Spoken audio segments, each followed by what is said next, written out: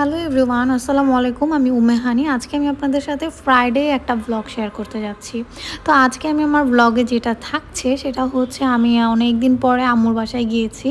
আর আম্মুর বাসায় যাবার পরে কি মজা করলাম, সবাই একসাথে কি করলাম, কি খাওয়া দাওয়া করলাম, সব কিছু থাকছে এই ভ্লগে। তো আশা করি আপনারা এনজয় করবেন। তো প্রথমেই বলে নেওয়া ভালো, আমি কিন্তু অ্যাকচুয়ালি অনেক ব্যস্ততা থাকার কারণে ওইভাবে আসলে আম্মুর বাসায় যাওয়া হয় না এবং থাকাও হয় না। অফিস থাকে, নিজেদের কিছু ব্যস্ততা থাকার কারণেই হয়ে ওঠে না। কিন্তু এবার ফ্রাইডেতে থার্সডেতে অ্যাকচুয়ালি প্ল্যান করলাম যে না, আজকে হচ্ছে চলে যাব। তারপর হচ্ছে ফ্রাইডেটা তো সবার সাথে আর কি একসাথে লাঞ্চ করব।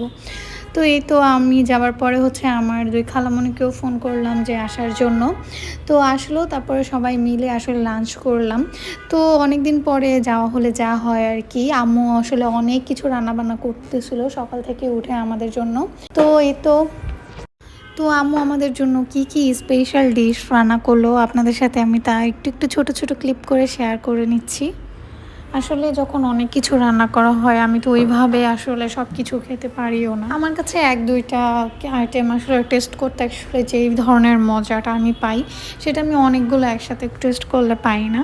তো সেই ক্ষেত্রে আমার জন্য এটা আসলে একটু প্রবলেম। কিন্তু আম্মুর বাসায় গেলে, এতদিন পর গেলে তো আসলে অনেক কিছুই আম্মুর করতে মন চায়, আম্মুর এটা খাওয়াতে মন চায়, ওটা খাওয়াতে মন চায়। তো ইতিমধ্যে তো আপনারা দেখেই ফেললেন আজকে কত কিছু আম্মু রান্না করেছে আমাদের সবার জন্য, এত কষ্ট করে সকাল সকাল ঘুম থেকে উঠে।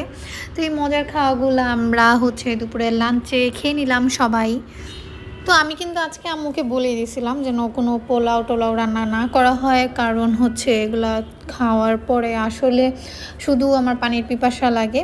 তো আমি বলছিলাম যে এগুলো যেন একদমই না করা হয়। তো এই যে খাওয়ার পরে আমাদের জন্য অনেকগুলো মিষ্টি আইটেম ছিল।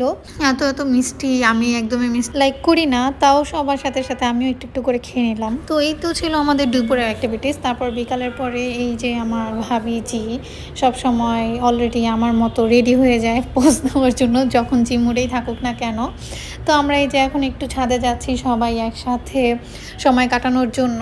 তো সবাই একসাথে থাকবো আর হচ্ছে বিকালে কোনো কিছু খাওয়া দাওয়া হবে না, সেটা কি হয়? তো সবার কাছে একটা আইসক্রিম দেখতে পাচ্ছেন আপনারা, সবাই একদম আইসক্রিম পেয়ে যে যার মতো আসলে ব্যস্ত হয়ে গেছে। কারো আর কোনো কিছুর খবর নাই, যে একবারে দেখবেন বাচ্চা থেকে শুরু করে আম্মু খালামণি সবাই আসলে আইসক্রিমটা পেলে সবার এত পছন্দ, যদিও আমার আইসক্রিম পছন্দ না। তো এই তো আজকে এই এতটুকুই ছিল আমার ব্লগে। আশা করি আপনাদের ভালো লেগেছে।